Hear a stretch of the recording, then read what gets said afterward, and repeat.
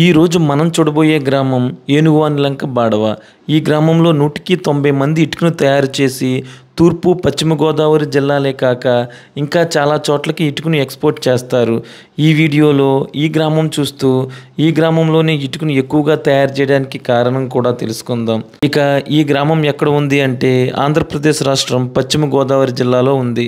పశ్చిమ గోదావరి జిల్లాలోని ముఖ్య పట్టణమైన పాలకొల్లుకి 12 కిలోమీటర్ల దూరంలోను, అలాగే కోనసీమలోని ముఖ్య పట్టణమైన రాజోల్కి 13 కిలోమీటర్ల దూరంలోను ఈ గ్రామం ఉంటుంది.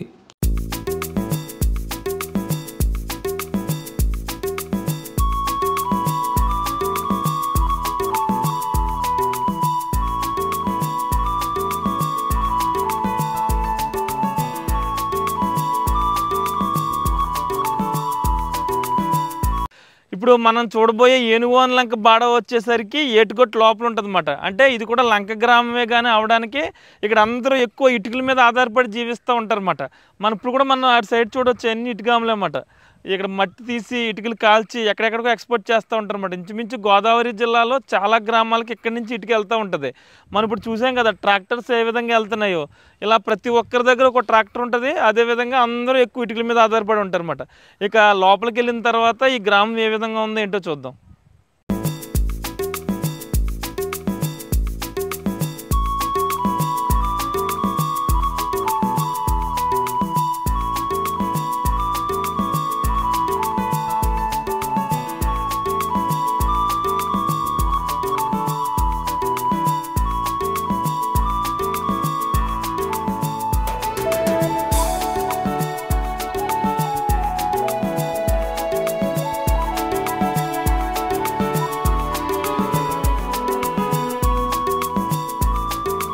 సార్ నమస్తే అండి.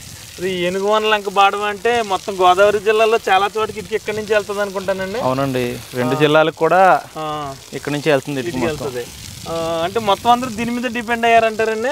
అంటే మాకు ఇక్కడ వ్యవసాయం చేయడానికి కానీ లేదంటే రెండో ఉపాధి అన్నది లేదు. ఇటుక బట్టిలే తప్ప మేము జీవనోపాధి చేయాలన్నా లేదంటే 10 మందికి ఏదైనా పని చెప్పాలన్నా మాకున్నది ఇటుక బట్టిలే. మేము సృష్టించుకున్న సొంతంగా ఒక వ్యాపారం అనేది మేము ఫీల్డ్ మా బాడవ అనేది ఒక ట్రేడ్ మార్కెట్కి మేము సృష్టించుకున్నాం. అలా ఒకరిని చూసి ఒకరు అందరూ మొదలెట్టారంటారా? ఊరంతా ఇటుకలే ఉంటాయేమో కదా. స్టార్టింగ్ అంటే ముందు ఒక కుమ్మరాళ్ళని 10 మంది ఇద్దరు వచ్చి స్టార్ట్ చేశారు. స్టార్టింగ్ మా ఊర్లో ఇద్దరు స్టార్ట్ చేసి అప్పుడు గేదెలతో తొక్కి అట్లా తయారు చేసింది. అప్పుడు లంక మట్టి కొంచెం డిమాండ్ తక్కువ అప్పట్లో. తర్వాత ఏంటంటే మన లోకల్ ఫార్మర్స్ కూడా ఇది వీళ్ళకి సక్సెస్ అవుతుంది, ఈ రకంగా చేస్తే బాగుంటుంది అని తర్వాత అందరం ఇంక్లూడ్ అయ్యాం. ఇంక్లూడ్ అయిన తర్వాత కొంచెం తర్వాత ఒక 10 మంది అలా స్టార్ట్ అయిన తర్వాత ఈరోజు ఒక 50 మంది దాకా దీని మీదే. మేము జనం కూడా పశ్చిమ బెంగాల్ ఫస్ట్లో విజయనగరం శ్రీకాకుళం నుంచి వచ్చేసేవారు. తర్వాత వాళ్ళు ఇక్కడ వర్క్కి వాళ్ళు సరిపెట్టలేకపోతే తర్వాత మేము పశ్చిమ బెంగాల్ వెళ్ళి అక్కడి నుంచి లేబర్ తెచ్చుకున్నాం. అంటే ఇంత క్వాలిటీకి ఇటుక చేయడం కోసం ఏం చేస్తారంటారండి మీరు? సార్ ఇక్కడ క్వాలిటీ తయారవడానికి కారణం మాకు ఇక్కడ దొరికే మట్టి వల్ల. మట్టి ఏనుగువానిలంక మట్టి గోదావరి మాకు ఇచ్చిన అదృష్టం. ఇక్కడ మాకు గోదావరి ఇచ్చిన అదృష్టమే మట్టి. ఈ మట్టి ఇక్కడ తప్ప ఎక్కడా కూడా ఈ క్వాలిటీ తయారవదు. మళ్ళీ మట్టి తీస్తే మళ్ళీ పుడిపోతే ఉంటారంటారా? ఇది మ్యాక్సిమం పుడిపోతుందండి. ఎందుకంటే మేము ఒక 4 అడుగులు తీసుకుంటున్నాం అనుకోండి, ఒక 4 సంవత్సరాలకి 2 అడుగుల కాడికి మళ్ళీ పుడుతూ ఉంటుంది, ఇసుక మెట్లేస్తూ ఉంటుంది. ఆ పుడిచిన మట్టినే మేము ఇటుక తయారు చేసుకుంటే ఈ ప్రస్తుతానికి ఈ బిజినెస్ రన్ చేస్తున్నాం. కానీ ఏంటంటే ఇంత ముందు లాభసాటిగా ఉండేదండి. ఇప్పుడు ఖర్చులన్నీ పెరిగిపోవటం అంత లాభసాటిగా అయితే ఏమీ లేదు. ఈ మధ్యలో సిమెంట్ ఇటుకలు అయ్యి వచ్చేసినాయి కదా. సిమెంట్ ఇటుకలు రావటం, అందులోని గవర్నమెంట్ కూడా ఇసుక అనేది టయానికి లేకపోవడం అనేది కొంచెం మాకు డిపెండ్ అపాన్ మార్కెట్ వాల్యూ కూడా బయట ఇదే సిచ్యువేషన్లో బయట కూడా పెరిగిపోయినాయండి ఇప్పుడు. కాంపిటీషన్ వ్యాపారం ఇటుకలు కూడా చాలా మంది తయారు చేస్తారు. ఒకప్పుడు రావులపాలెం అనేది ఎక్కడెక్కడ కొనుంది, ఇప్పుడు రావులపాలెం పాలకొల్లు కూడా సిద్ధాంతం నుంచి అక్కడి నుంచి కూడా ఇక్కడికి వచ్చేస్తుంది లోకల్కి. అప్పుడు లోకల్ ఏమవుతుందంటే కాంపిటీషన్ ఏర్పడటం వల్ల ఏంటంటే కొంచెం తయారీ కన్నా మేము తయారీకే అమ్మవలసి వస్తుంది. 2 రూపాయలు లాస్ అవుతున్నా సరే ఏదో మనం సొంతంగా చేస్తున్నాం కదా వ్యాపారం చేయాలన్న ఉద్దేశం మీదే లాస్ వచ్చినా సరే ఇంక 2 ఆప్షన్ లేదు మాకు. ఇంతకుముందు చెరువులు చేసేవాళ్ళం. చెరువులు చేసిన తర్వాత రైలు చెరువులే మొత్తం అందరం ఇక్కడ మొత్తం ఉన్న బిజినెస్ అంతా అప్పట్లో. ఫస్ట్ లో ఆ టైగర్ అని తర్వాత వానామి వచ్చిన తర్వాత ఏంటంటే ఇక్కడ ఓన్లీ డీజిల్ మీద చేయాలని కుదరట్లేదు. తర్వాత ఏంటంటే డీజిల్ మీద వర్కౌట్ అవ్వక చాలా మంది మానేసి ఆ ఉన్న రైలు చెరువులనే ఇటక బట్టీలుగా మార్చుకుని దూర ప్రాంతాల్లో ఉన్న చెరువులని మట్టి తీసుకుని ఆ తవ్విన చెరువుల్లో చప్పనీరు మన గోదావరికి వచ్చి నీళ్ళు స్టాక్ చేసుకుని చేపల చెరువులు చేసుకుని అంతర పంటగా దాన్ని ఆ మేటలో ఉన్నాయేమో ఇసుక బట్టి కింద తయారు చేసుకుంటాం. ఓకేనండి. ఓకే, అయితే ఇప్పుడు ఇలాంటి తాటిది వాడాలంటారా? తాడిపట్లు అనేది మేము ఏం చేస్తాం, ఊడిపిషల్లో సేల్ కోసేసిన తర్వాత మే నెలలో మేము అక్కడికి వెళ్ళి అక్కడ కొంచెం రైతులకు ఇబ్బందిగా ఉన్నాయని మేము వాళ్ళకి ఇబ్బంది లేకుండా తీసుకుని మేము ఇలా స్టాక్ పెట్టుకుంటాం. ఓకే, ఇవన్నీ తాటి దొంగలు పెట్టుకుంటాం. డొక్కలో తాటి దొంగలు డొక్క అది కామన్ అండి ఫైరింగ్ కి. ఓకే, ఒక పట్టు బూడిద మట్టికి పొడుగులో మట్టిలో కలిపి మిక్స్ చేస్తాం. ఓకేనండి. ఎన్ని రోజులు కాల్చాలోనండి అసలు వీటికి? వీటికి అనేది ఫస్ట్ మట్టి కింద కొట్టిన తర్వాత 3 రోజులకు నిలబెడతామండి. 4వ రోజుకి 5వ రోజుకి వచ్చేసరికి బొమ్మ పెడతాం. 5 రోజుల నుంచి 7వ రోజుకి ఇటుక ఆమెకు వెళ్తుంది. అక్కడి నుంచి 2 రోజులు ఒక వారం రోజులు 1 లక్ష ఇటుక లాగుతారు.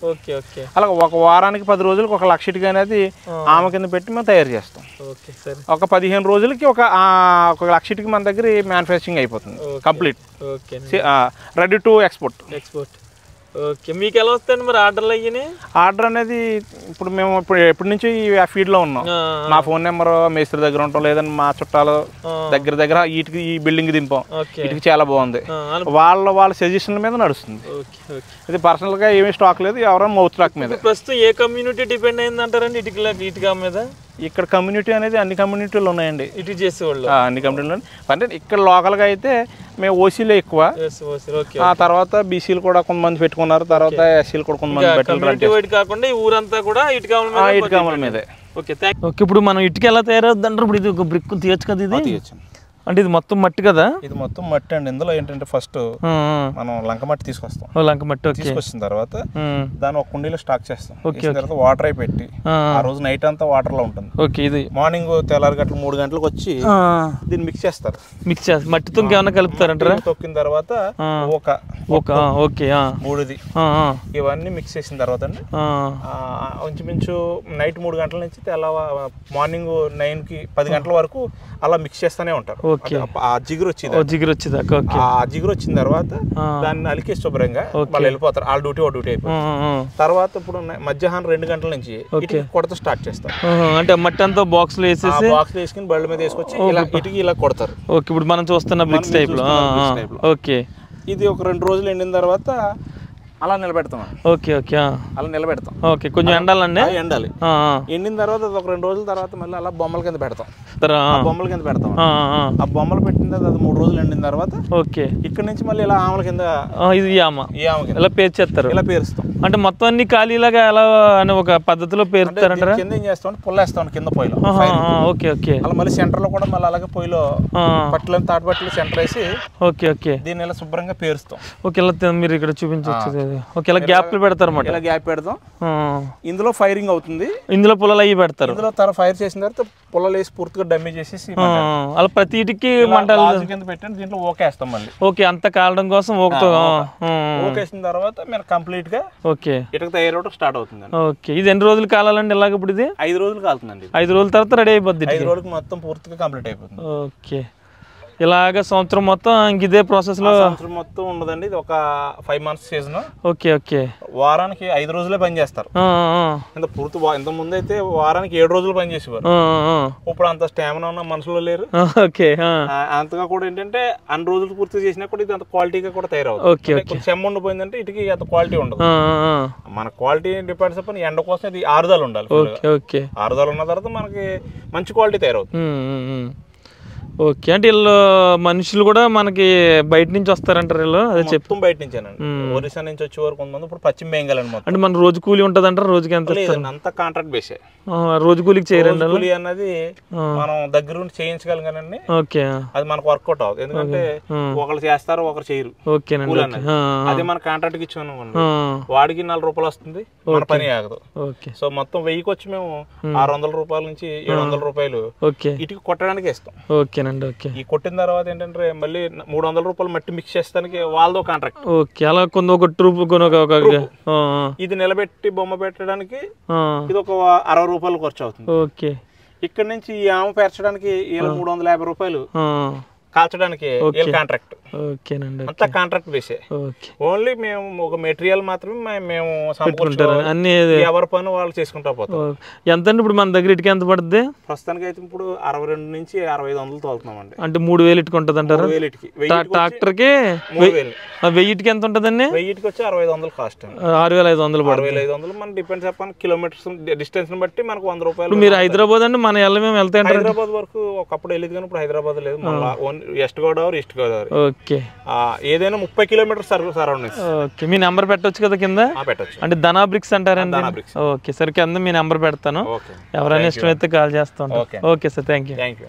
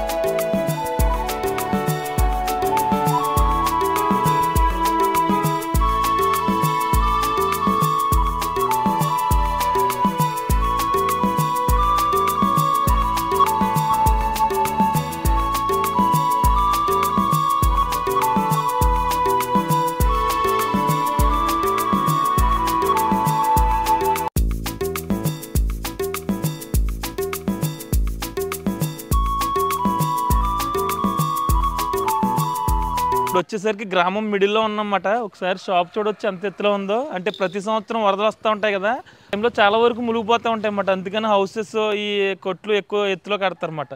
ఒకసారి వాళ్ళని అడిగైతే తెలుసుకుందాం.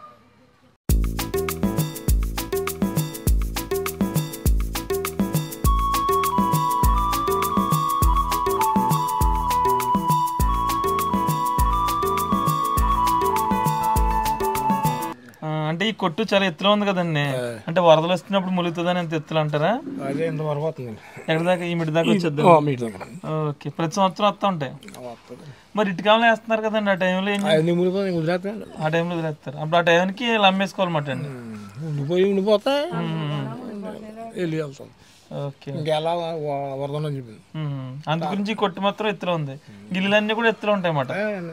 ఓకే సరే. ఎన్నాడు మునిగిపోతాయండి రైలు సైడ్? కుండే ఉన్నాయి.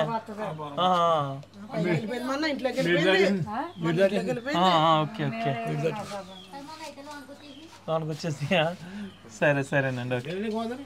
అది ఉన్నా వెళ్తాను గోదావరి దగ్గర. ఓకే.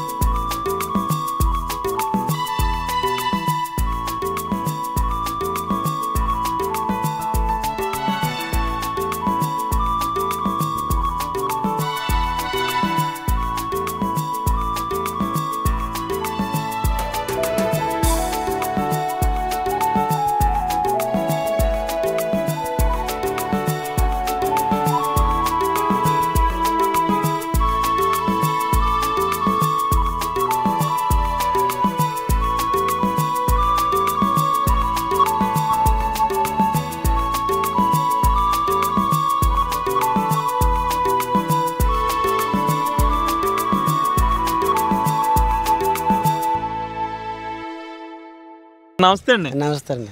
ఏంటి మీ ఊర్లో అంతా ఇటుకల మీద అంటారా ఇంకేమన్నా ఉంటుంది అంటారా? ఇటుకలే అండి. ఇటుకలే మొత్తం ఇటుకల మీద ఆధారపడి ఉంటుంది. కొబ్బరి చెట్లు అవి తక్కువ అంటారా? తక్కువ అండి. మరి వరదలు వచ్చినప్పుడు ఇటుకలు మునిగిపోతాయేమోనండి? పోతాయండి, కాల్చేస్తారండి అప్పటికి. ఆ టైంకి ఒప్పుడు అయిపోతారండి. Okay okay. పన్నీరు ఇంకా ఆ టైంకి ఒప్పుడు చేయాలన్నమాట అండి.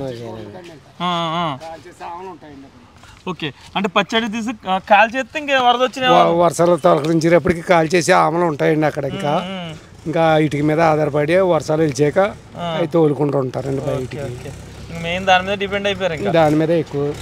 ఇప్పుడు ఎలా ఉందంటారు? ఇప్పుడు కొంచెం స్లో అయినట్టుంది ఇటుకలు. ఇప్పుడు కొద్దిగా స్లో అయిందని 4 చోట్ల ఇంకా ఈ వ్యాపారాలు చూసి 4 చోట్ల కూడా మా సైడే కాదు, ఇప్పుడు ఎక్కడ పడితే అప్పనపల్లి సైడ్ అన్ని చేస్తున్నారు. ఇది వరకు ఏనుగువాన్ లంక బాడం అంటే పేరండి. ఇప్పుడు అన్ని చోట్లకి వచ్చేసింది. రావులపాలెం ఈ సైడ్ అన్ని కూడా. ఇంకా ఇది వరకు గోదావరి దాటాలన్నా ఇటు నుంచే ఉండేదంట కదండి. ఇక్కడ నుంచే రేవు ఈ దినంగానే ఉండేదండి రేవు. మా అత్త మా ఊరి నుంచి ఎనిమిదిలో 200-300 మంది ఆడమా కూడా వాదరాతలకు వెళ్ళి కోతలు కోసుకుంటే కానీ ఏ దారి ఉండేది కదా. అప్పుడు వీటికి బట్టీలు వచ్చాక ఫస్ట్ ఒక కుమ్మరాతను వచ్చి పెట్టాడు వ్యాపారం. ఆ వ్యాపారం పెట్టి ఇంక మన వాళ్ళు అందరూ కూడా ఇప్పుడు ఒక 100 బట్టి దాకా మన వాళ్ళు 100 బట్టీలు ఉంటాయి. 100 బట్టి ఈజీగా ఉంటాయి. ఈ ఊరు గ్రామ దేవత ఎవరండి? గ్రామదాతలు దుర్గమ్మ ఉందండి, సత్యమ్మ ఉంది. అంటే ఊరందరూ కలిపి జాతర చేసుకునేది ఎవరికి చేసుకుంటారంటారు? ఇక్కడ దుర్గమ్మ చేస్తారండి. మళ్ళీ అక్కడ లంక సత్యమ్మ అని లంక సత్యమ్మ ఉందండి. దుర్గమ్మ కూడా ఇక్కడ ఉన్నది. దుర్గమ్మ గుడి సెంటర్ అండి. ఇద్దరికి చేస్తారు. ఎవరండి పొద్దులో ముసలమ్మ అంటే? ముసలమ్మ అంటే 108 సంవత్సరాలు ఎంత అయిపోయింది ఆవిడ వచ్చి. ఈ గారు వచ్చి 4వ పుసరాలు. ఈ 2 గుళ్ళు ఇవేనంటారా? ఆంజనేయ స్వామి అండి, అది పొరనాడు కట్టింది గుడి.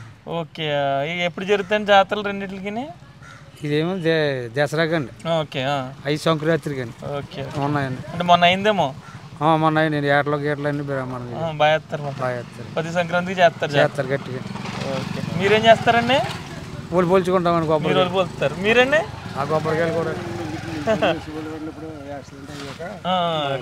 అంటే కూర్చుంటారేమో సరదాగా కూర్చుంటామండి. మిల్లో చేశారు. ఓకే, ఇంక సాయంత్రం అయ్యేసరికి ఇంకా ఈ టైం కూర్చుంటారు. కూర్చుంటామండి ఖాళీగా పనికి పాటగా వెళ్ళిపోతారా? సరదా కూర్చుని. ఓకే, సరేనండి.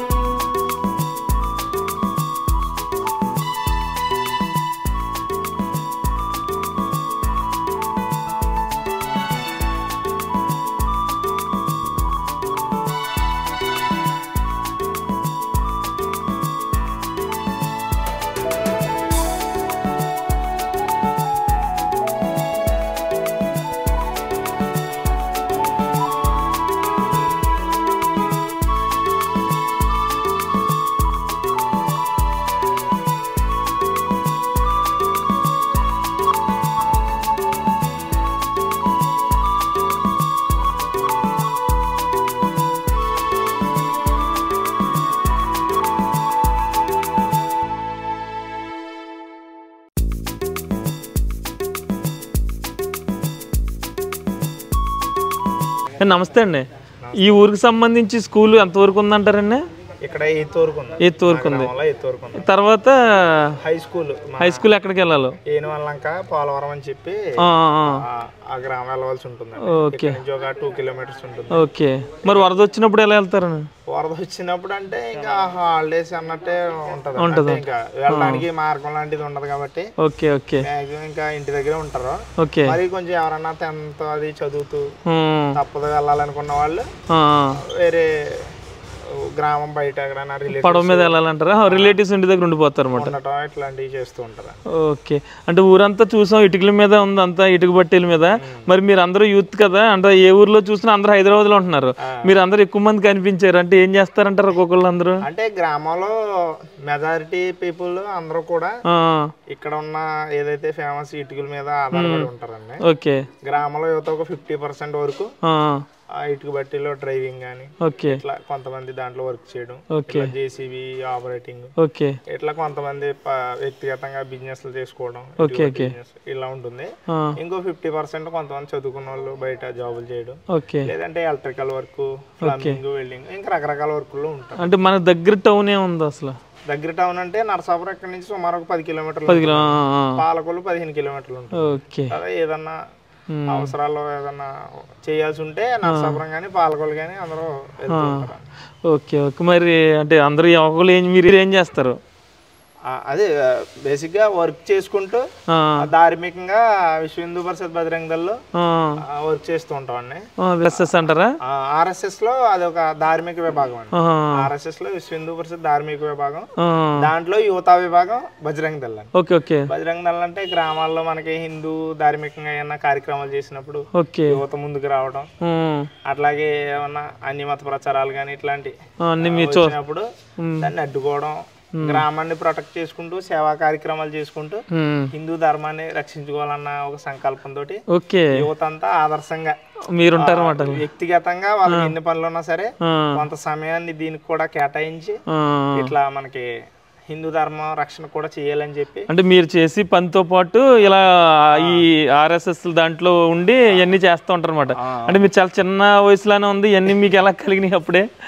అంటే మనం పరిస్థితులు చూస్తా ఉన్నాం కదా, ప్రజెంట్ దేశంలో ఎట్లా నడుస్తుంది, ధర్మం మీద ఏ రకంగా దాడి జరుగుతుంది అనేది చూస్తా ఉన్నాం.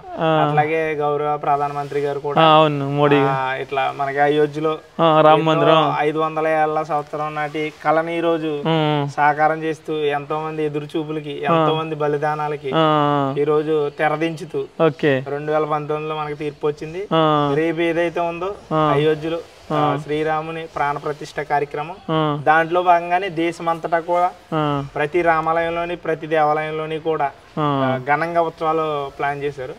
దాంట్లో భాగంగానే గ్రామంలో కూడా అతి భారీగా యువత. అంటే మీరు ఇక్కడ అన్ని మామిడాకులు కడుతున్నారు గుడికి, ఇది రామాలయం అంటారా? ఇది రామాలయం, దాని గురించి అన్నమాట. రామాలయం అండి. ఓకే. ఇంత చిన్న ఊరు లోన్ ఉన్నా సరే మీరు అంతలా ఆలోచిస్తున్నారు హిందూ మతం గురించి. థ్యాంక్ యూ అండి, మంచి ఇన్ఫర్మేషన్ ఇచ్చారు. ఓకే. జై శ్రీరామ్.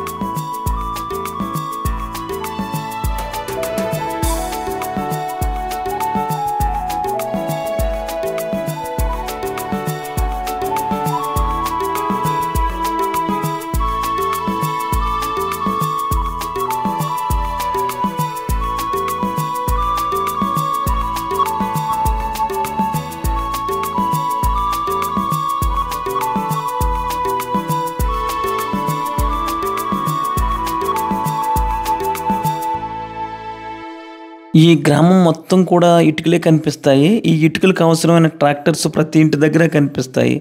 అలాగే ప్రతి సంవత్సరం వరదలు వస్తాయి కాబట్టి వీరు ప్రతి ఇల్లు కూడా చాలా ఎత్తులో కట్టుకుంటారు.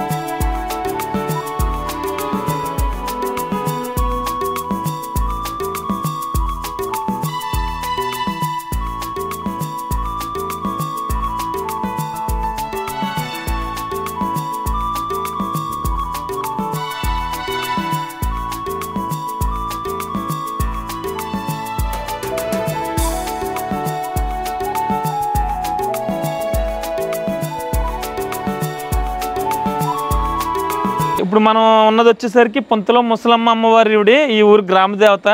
ప్రతి సంవత్సరం సంక్రాంతి రోజు అంటే కనుమ రోజు జరుగుతుందని చెప్పారు కదా, జాతర ఈవిడిదే. మొన్న జరిగింది సంక్రాంతి మొన్న అయింది కాబట్టి ఇదంతా ఇంకా డెకరేషన్స్ అలాగే ఉన్నాయి. ఇంకా ఈ దేవత గురించి హిస్టరీ అడుగుదామంటే ఎవరు లేరు ఇక్కడ. పిల్లలు ఉన్నారు. మరి మీరేం చదువుతున్నారు అందరూ? 10th 8th చాలా చిన్న అమ్మాయిలాగా ఉంది ఈ అమ్మాయి. ఓకే, ఈవిడ గ్రామ దేవత అన్నమాట. ఏంటి మీ ఊరి నుంచి స్కూల్కి ఎక్కడికి వెళ్ళాలి మీరు? ఇక్కడ 8th వరకు ఇక్కడ వరకు ఉందా? మరి 10th నువ్వు ఎక్కడికి వెళ్తున్నావు? ఏనుగువన్లంకి వెళ్తావా? మరి వరద వచ్చినప్పుడు ఏం చేస్తావు? మీ అందరినీ తాటర వెళ్ళిపోద్దా వరదలోని? అలా అన్ని రోజులు తాటర మీద వెళ్తారన్నమాట. ఓకే, 8th వరకు అయితే ఇక్కడ చదువుతారు.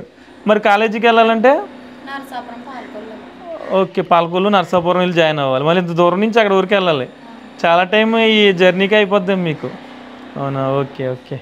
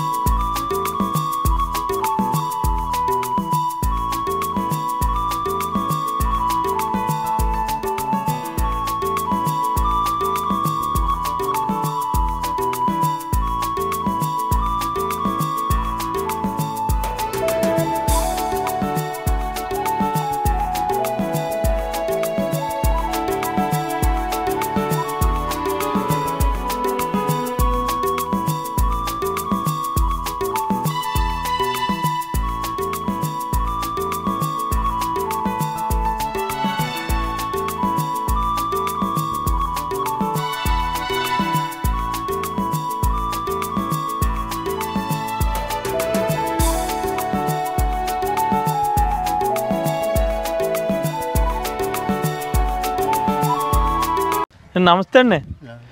ఇది రేవండి ఎక్కడికి వెళ్తుందండి అవతలకి? సగినట్టు ఇది వరకునే ఎక్కువ చించినాడు కూడా కాకుండా ఇక్కడి నుంచే దాటించేవారంట కదండి.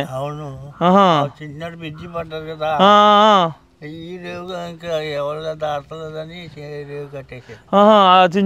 పడక ముందు మొత్తం అందరు ఇటు నుంచే దాటేవారు అనమాట. అంటే నరసాపురం నుంచి వచ్చే వాళ్ళు కూడా ఇలా వెళ్ళిపోయారు అనమాట. ఓకే అండి, అంత బాగుంటుంది అన్నమాట రేవు. ఓకే, చించినాడు నుంచి ఇటు నరసాపురం నుంచి అందరు అలా సగినట్టిపల్లి ఇటు దాటి అలా ఈస్ట్ గోదావరి వెళ్ళేవారు అనమాట. ఓకే, అలాంటి రేవు ఇది పడ్డాక ఇంక ఇది క్లోజ్ అయిపోయింది. ఇంక లేదు, ఇంకేం లేదు. ఓకే మనుషులు మానేరు. మీ ఊరు ఏదో ఒక గోదావరి పక్కన ఉన్న చిన్న చివరి ఊరు అయిపోయింది ఇప్పుడు.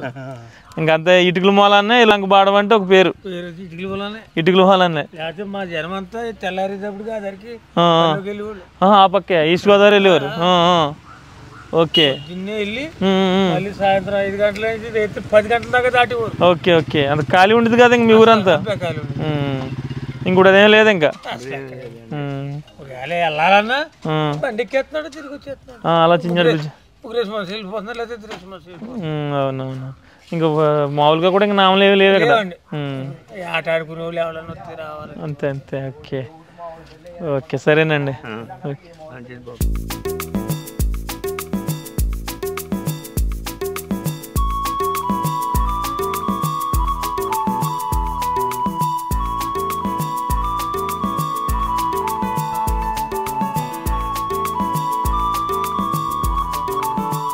ఇదండి ఇటుకలు ఎక్కువగా తయారయ్యే ఏనుగువాని లంక బాడవ గురించిన పూర్తి వీడియో. అయితే ఈ వీడియో మీకు నచ్చినట్లయితే ఒక లైక్ చేయండి. ఇక ఈ గ్రామం గురించి మీరేమనుకుంటున్నారో కామెంట్స్లో తెలియజేయండి.